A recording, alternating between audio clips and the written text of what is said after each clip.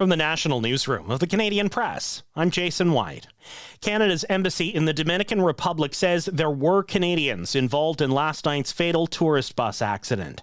A statement from the embassy posted online says staff are providing consular assistance, but did not say how many Canadians were on the bus when it crashed or what their status is.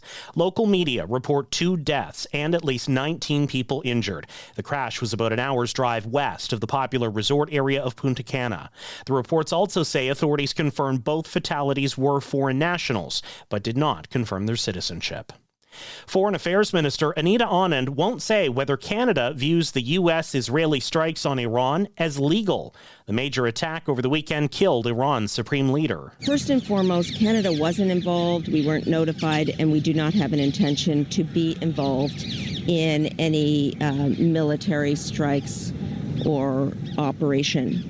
Anand and the Prime Minister released a statement Saturday supporting the U.S. acting to prevent Iran from obtaining a nuclear weapon. Some other world leaders have taken a different approach. Many in Europe are calling for a negotiated settlement, while Russia and China have condemned the attacks. Gasoline prices at the pumps are on the rise in many Canadian cities as fears around the U.S.-Israeli attacks on Iran drive up world oil prices. Enpro Chief Petroleum Analyst Roger McKnight says he expects a 3-cent price bump by Wednesday, and it could go higher. It's a triple whammy here. We have a war in the Middle East, we have refinery runs down, and we got demand probably going up, with all probability going up for the driving season. So it's quite a domino going on here. He says gasoline prices normally peak in mid-April, ahead of the summer driving season.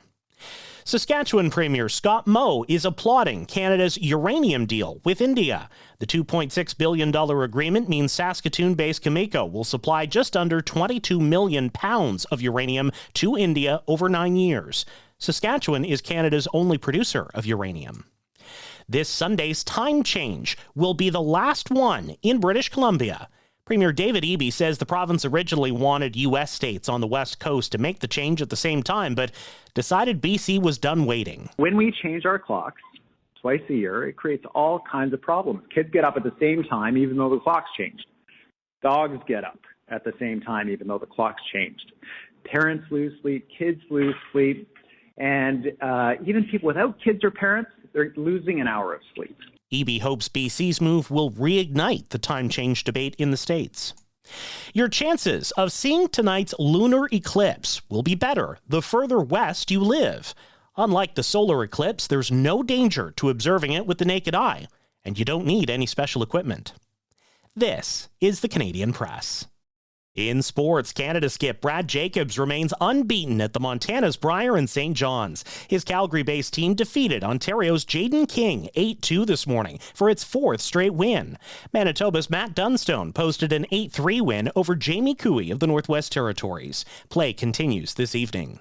In the NHL, the Toronto Maple Leafs will look to end a 3-game losing skid at home to the Philadelphia Flyers. Later, the last-place Vancouver Canucks will entertain the Dallas Stars.